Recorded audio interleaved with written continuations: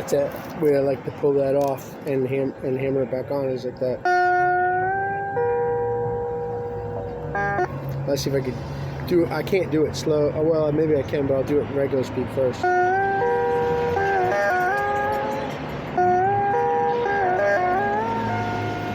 So it's like a all one swoop recovery. Like, whoops, battery died. Okay, battery died. So it's, well, wait a minute. I'll change the battery. Not a big deal. This one's rechargeable. I had 4 rechargeables, but I gave 2 to Henry for his radio.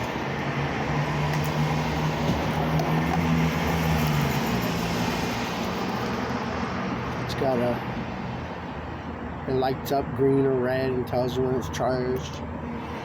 But when they die, they don't sag out. They just go goodbye. Have a nice day. See you next time. That's it. Battery dead. They don't let you know. So if you have something like that, and the weird part is, if I put this to my tongue, that's got a lot of charge left in it, but you know, it has like some kind of a, I don't know if it's a chip in there or it's just a charger it comes with. It has a chip in there or something, or a resistor or something that tells it, or a capacitor. Once it gets to a certain point, it says do not use any further, because then the charger will recognize it as a, you know, as a default potentially. So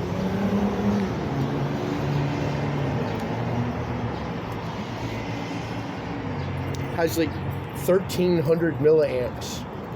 When I charge it up and I touch it to my tongue, it's like, oh, whoa, the voltage is there, but the milliamps are too.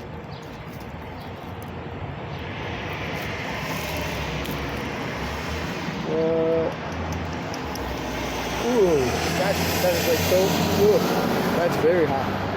But they say that these are prone to electrical interference more so than a regular battery.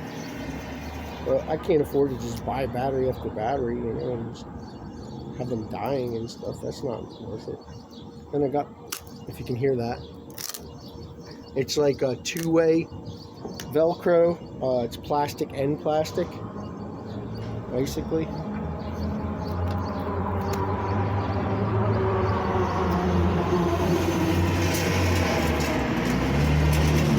So I was showing you the bend from the C.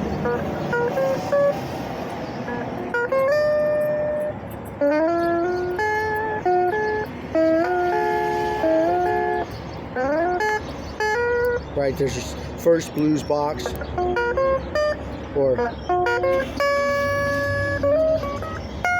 and your next one, right? So it's right there in the center of that box,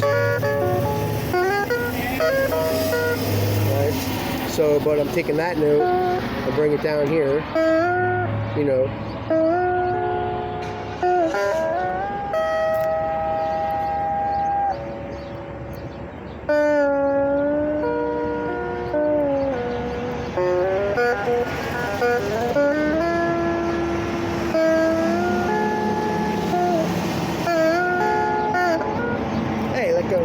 If I think about it, it doesn't come out as good. So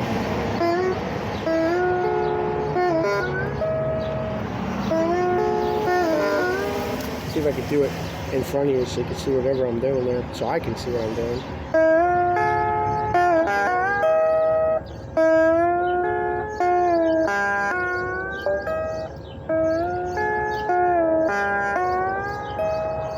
Again, with that, whatever the note is, I mean, I could do it in another key.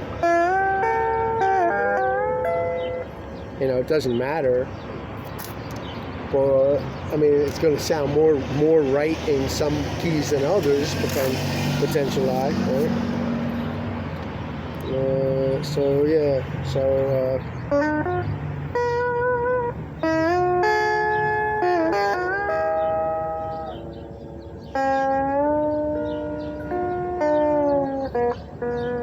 and then the MAD, Michiel Anthony Die 7 pattern there, McCarthy.com.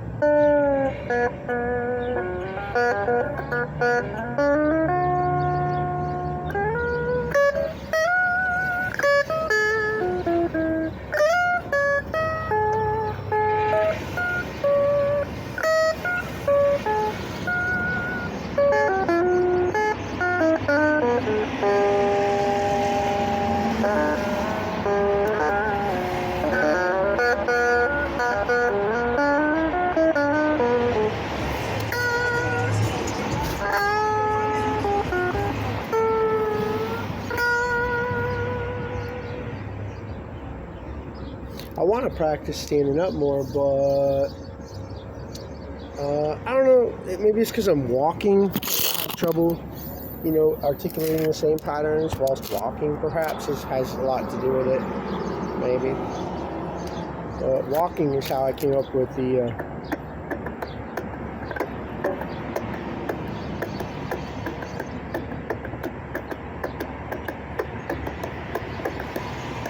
Right. The staple your tongue, jump blood, do you want me? That's how I came up with that.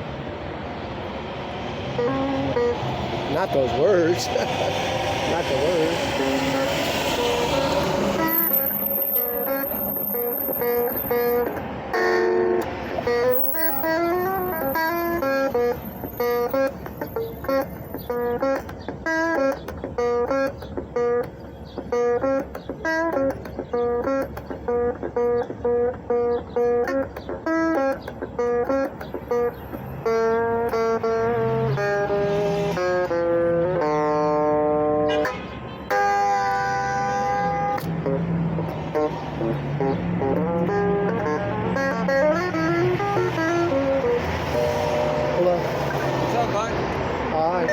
But I realized how I was connecting, like if I know where the root is, like the C down here. Right.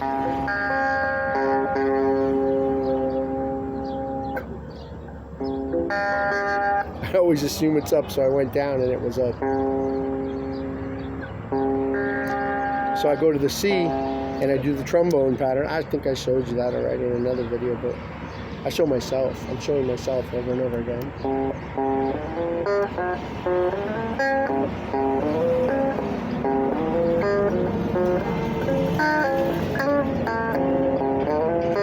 So I call it a trombone because it's two notes but one sound, right?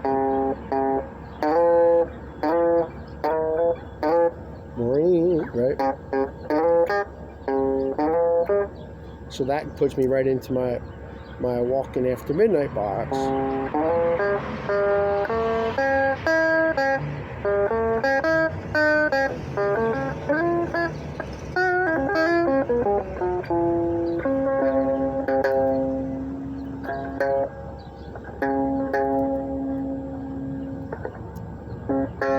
So it puts me into the Walking After Midnight box, right? So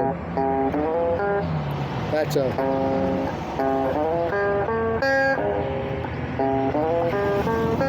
right, which is an old, trombone pattern. I don't know if it's trombone, but it's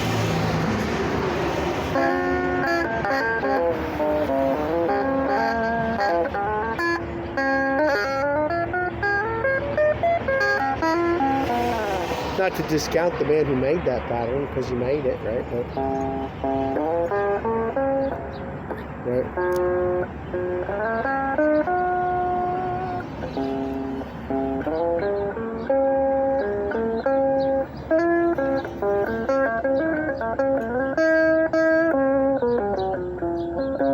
Which puts me right back in my blues box.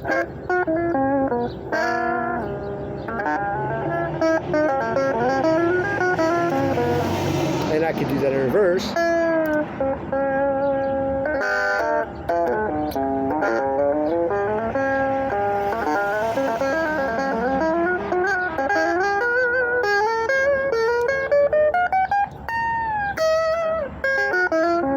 Hey, that one was cool. Lock that one in. How did I do that? Let's see.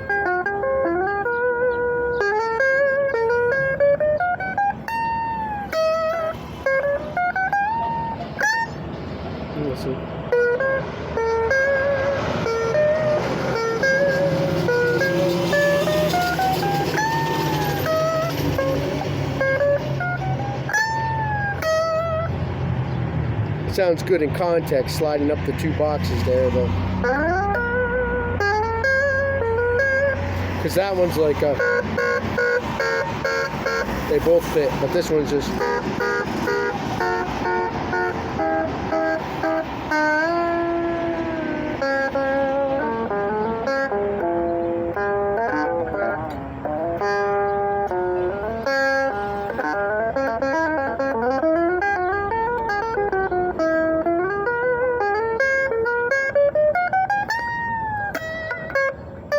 Uh-oh, I think I blew the speaker to high, you know where. Wait a minute.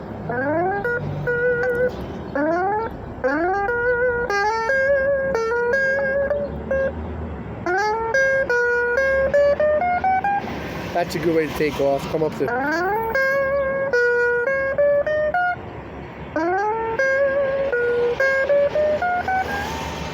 Nope.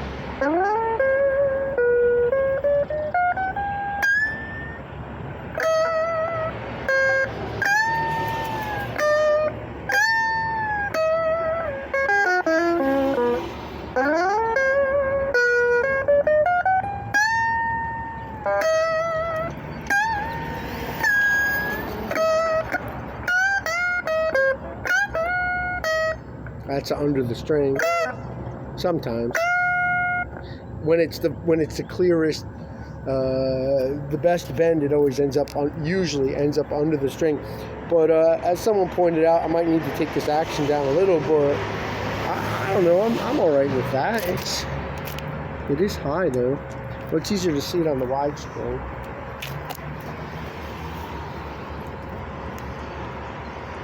I don't know if you can see the angle there.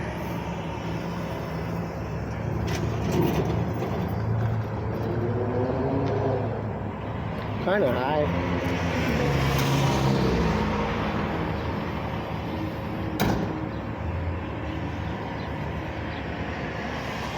Sometimes looking down the neck like that's a little deceptive because the fat string sits higher in the nut than the other strings, so it gives a little illusion that the neck is twisted when it's not. I'll tell you what though, it's humid out here, humid enough to make a boomerang. That's for sure. I don't know what this plant is. Well, there's only one way to find out. It's in my way. Uh-oh. Here comes Slow Eddie of Nazareth. I took his shoelace off the neck earlier in case it rains. I didn't want to have extra something on the neck getting all wet. And change the look for the day.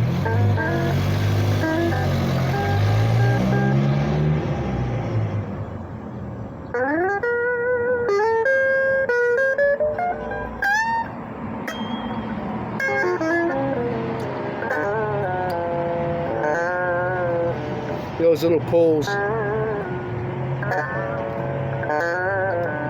make something that's like, oh, you do that all the time. It makes it sound more interesting every time because it's always a little bit different and very lively. All right, bye. Here comes Eddie.